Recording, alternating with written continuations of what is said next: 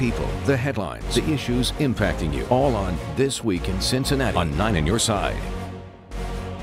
Welcome back. This morning we're talking with Cincinnati City Council member and candidate for mayor Yvette Simpson. WCPO reporter Amanda Seitz is joining us as well today. Go ahead, Amanda. Yeah, so we left off with talking about FC Cincinnati, and we've heard a lot of talk on the county commission about all these projects that are coming up from US Bank Arena, Western Hills Viaduct. We haven't heard those discussions as much on council. Yeah. Why is that, and what do you think deserves funding from the city? Well, a lot of these are county-owned facilities, or because they're funded, you know, a lot of sales tax revenue comes from them, they get the benefit of any investment, right? We don't get the sales tax, we get property tax and earnings tax. So the county leads on a lot of these things. I do think that it is time for us as a city to talk about big projects and how we're going to get them done. I've been talking on the campaign trail about finally getting the Millennium done. I'm in agreement with Ty Portune. We need to cap Fort Washington Way. The county owns Western Hills Viaduct. We've got to come in and support them in getting that done. And that's probably the #1 infrastructure project. But again, it's not our bridge. And so any support that we would provide would be a partnership. So I do think we need to talk about big ideas. I think people want to know kind of what big things are we going to be doing in order to attract more and more attention in our city. And that gets more people moving into our city for sure. Do you feel the city's in a better spot to be working with the county after we worked out a sewer deal together?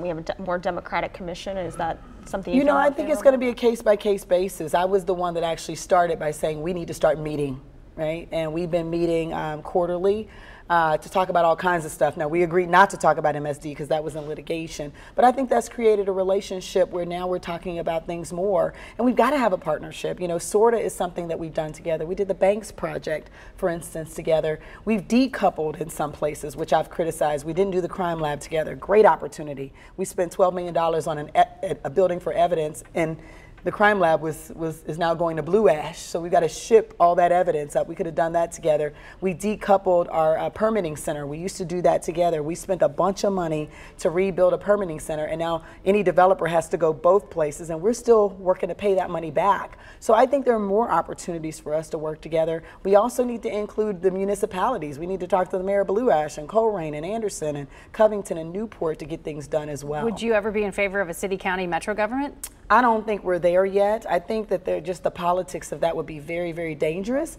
I do think it's it's not too early to talk about making sure that we're sharing services in ways that we can. We've partnered with municipalities north of us on the Reading Road Corridor study, for instance. And if the city gets our act together in our administration, we might be able to farm out some of our HR services and administrative services that some of our smaller municipalities can't afford to do. So that's one of the things that we're going to try to do, and that would be a great revenue opportunity for the city of Cincinnati. And one of the other areas too is the metro bus system that the city and county need to work on in the coming years, months on that. Where do you stand on what should be done with the metro system? So we have to start with a study, and I know that, you know, John Cranley feels like we're ready to go and geared up, but what we found in Columbus was that they were able to just reorganize their routes. They're serving 100,000 more people without a single new operational dollar. That's saving the taxpayers dollars. If we can just look at our routes and see if we can serve more people just by reorganizing, 100,000 more people. And it didn't cost them one more operational dollar. Then we need to make sure that our routes are first connecting people to jobs. And John Cranley's plan does not do that, right? It's just kind of the same old same. We don't get anything new for it. And I think the chamber has said it best. We need a bold vision for transportation. We get one chance to do this. Are there ways for us to do bus rapid transit or light rail in certain well-serviced corridors, and then use buses to complement that, and bike lanes and other services? So I think we're going to get one shot. I'm promoting a big, bold vision. I think John Cranley is saying, let's do what we've always done. I want to ask you about the heroin epidemic. It is clearly a huge problem in this city. Is the city doing everything it can? No, we need to do more. I've been really critical of the administration's response and the fact that, yes, we did Narcan very well, but it's been a year since the initial spike, and we've had no new investment, no new significant investment in treatment or a system that would transfer people from addiction to treatment more quickly. And I think we have to do that. Otherwise, we're going to be chasing this Narcan thing for a very long time, which makes our first responders exhausted. They're experiencing fatigue. So we also have to look at prevention as well. We should be leaning into all the different responses. And right now, we're only doing one. We're doing it really well, but we have to catch up on treatment and prevention as well. Are there other cities or municipalities that you're seeing do it well that we could learn from? You know, the treatment arm, I think we've already done it in a different context with our homeless population. So if someone needs to get into a shelter, you call one number, that person gets transferred. Everyone knows where the open areas are. We've done that. We can do that here too. We know there's probably an $8 to $10 million gap in treatment. Right now, we need to fill that gap because even if individuals after being revived from Narcan want to go into treatment, we don't have available space for them right now.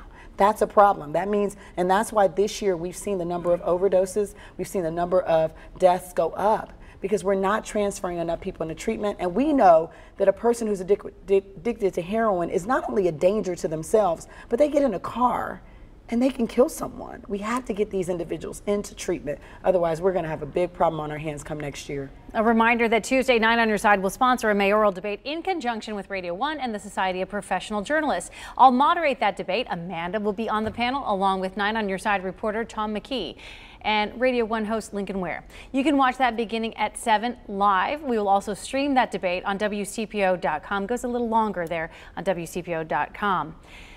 Mayor John Cranley is scheduled to join us on This Week in Cincinnati in 2 weeks. This Week in Cincinnati will be right back. Our thanks to Councilwoman and mayoral candidate Yvette Simpson for joining us today. The people, the headlines, the issues impacting you, all on This Week in Cincinnati on 9 on Your Side.